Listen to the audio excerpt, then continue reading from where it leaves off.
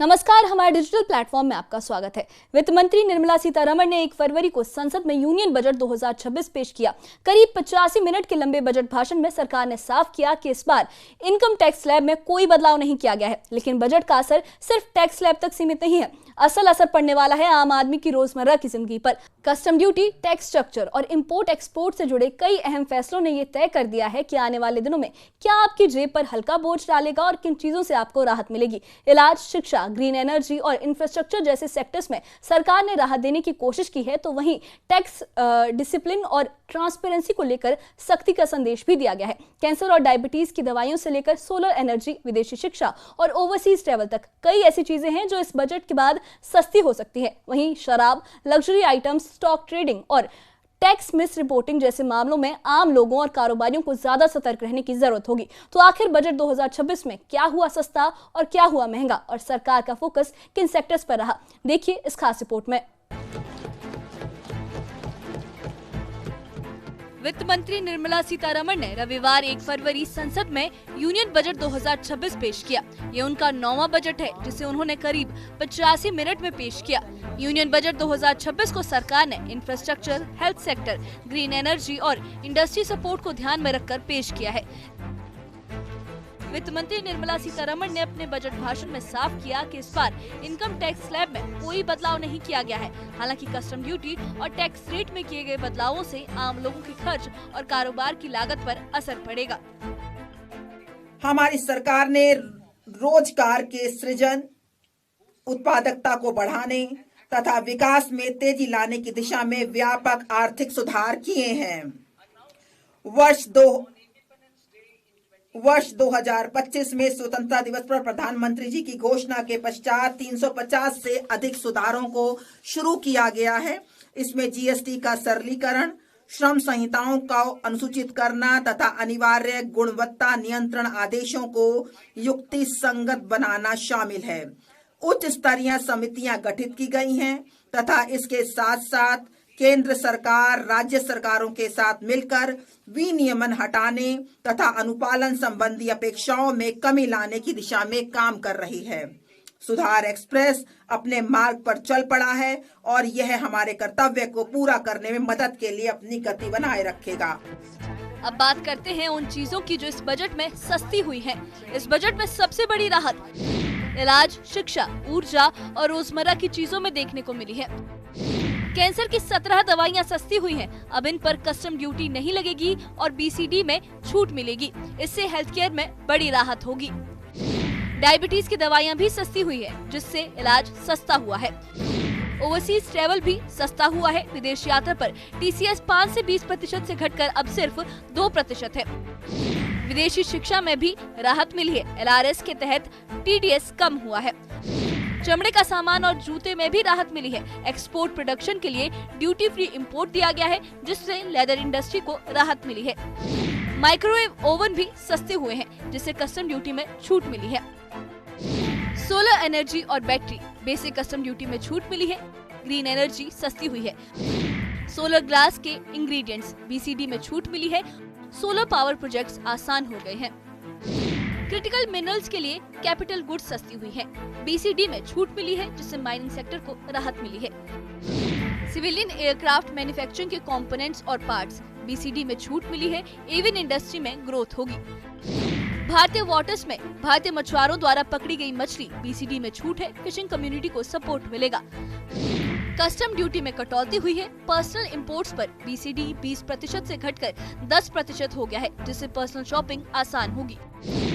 BD और कुछ industrial inputs में लागत में कमी की गई है। न्यूक्लियर पावर प्रोजेक्ट्स के लिए इंपोर्ट गुड्स में छूट दी गई है। बीसीडी में छूट दी गई है, जिस वजह से एनर्जी सेक्टर मजबूत होगा। यानी सरकार का मकसद साफ है, इलाज सुलभ हो, ग्रीन एनर्जी को बढ़ावा मिले और मैन्युफैक्चरिंग सेक्टर मजबूत हो। भारत का रोग बोझ गैर संक्रामक बीमारियों जैसे कि मधुमेह, कैंसर, ऑटोइम्यून डिसऑर्डर की ओर बढ़ते हुए देखा गया है। किफायती लागत पर गुणवत्ता के साथ दीर्घायु जीवन के लिए जैविक दवाएं महत्वपूर्ण हैं। भारत को एक वैश्विक बायोफार्मा विनिर्माण केंद्र के रूप में विकसित करने के लिए मैं अगले 5 वर्षों में 10,000 करोड़ के परिव्यय के साथ बायो फार्मा शक्ति का प्रस्ताव करती हूँ। इससे जैविक और जैव समृद्ध के घरेलू उत्पादन हेतु परिवेश का निर्माण होगा। इस रणनीति में 3 नए राष्ट्रीय बायो फार्मास्यूटिकल शिक्षा एवं अनुसंधान संस्थानों जिसे NIPER और 7 मौजूदा संस्थानों के उन्नयन के साथ बायो फार्मा केंद्रित नेटवर्क शामिल किया जाएगा। इससे 1000 से अधिक मान्यता प्राप्त इंडिया क्लिनिकल ट्रायल साइटों का एक नेटवर्क तैयार होगा। हम वैश्विक मानकों और अनुमोदन समय सीमा को पूरा करने के लिए एक समर्पित वैज्ञानिक समीक्षा संवर्ग और विशेषज्ञों के माध्यम से केंद्रीय औषधि मानक नियंत्रण संगठन को सुदृढ़ बनाने का प्रस्ताव करते हैं। मत्स्य पालन हम निम्नलिखित पहलों की शुरुआत करेंगे। 500 जलाशयों और अमृत सरोवरों के लिए एकीकृत विकास। दूसरा है तटवर्ती क्षेत्रों में मत्स्य मूल्य श्रृंखला को सुदृढ़ करना और स्टार्टअप एवं मत्स्य पालक किसान उत्पादक संगठनों सहित महिला प्रेरित समूहों को बाजार से जोड़ना।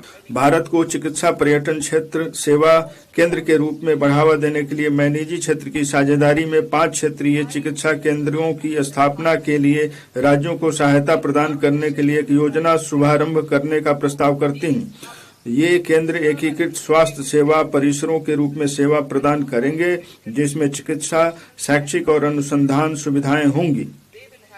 इसमें नैदानिक बाद के देखभाल और पुनर्वास के लिए आयुष केंद्र, चिकित्सा मूल्य पर्यटन सुविधा केंद्र होंगे। ये केंद्र डॉक्टरों और AHP सहित स्वास्थ्य सेवा पेशेवरों को विविध कार्य अवसर प्रदान करेंगे। बजट में सिर्फ सस्ता महंगा ही नहीं, भविष्य की तैयारियों पर भी फोकस रखा गया है। सरकार ने ऐलान किया है कि 7 हाई स्पीड रेल कॉरिडोर बनाए जाएंगे और साथ ही 3 आयुर्वेदिक एम्स की स्थापना भी होगी। यानी इंफ्रास्ट्रक्चर के साथ साथ हेल्थ सेक्टर को भी नई रफ्तार देने की कोशिश की गई है। पर्यावरण से सतत यात्री प्रणालियों को बढ़ावा देने के लिए हम शहरों के बीच विकास संयोजक के रूप में 7 उच्च गति रेल कॉरिडोर अर्थात मुंबई पुणे से हैदराबाद, हैदराबाद बेंगलुरु, हैदराबाद चेन्नई बेंगलुरु, दिल्ली वाराणसी और वाराणसी सिलीगुड़ी विकसित करेंगे। पर्यावरण से सतत यात्री प्रणालियों को बढ़ावा देने के लिए हम शहरों के बीच विकास संयोजक के रूप में 7 उच्च गति रेल कॉरिडोर अर्थात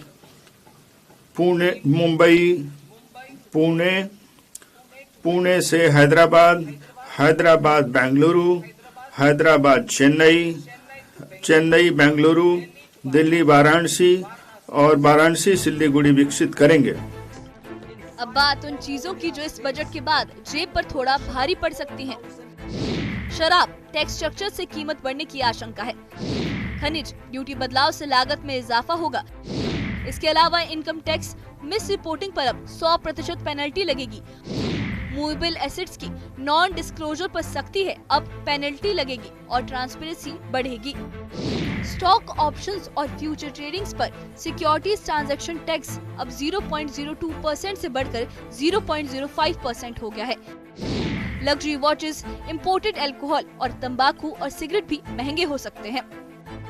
यानी सरकार का संदेश साफ है, ट्रांसपेरेंसी और टैक्स डिसिप्लिन से कोई समझौता नहीं होगा।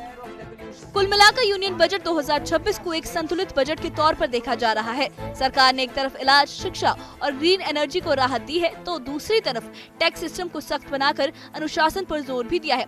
अब ये देखना अहम होगा कि बजट में की गई ये घोषणाएं जमीन पर कितनी जल्दी और कितनी असरदार तरीके से लागू होती हैं। Bureau report, news 18।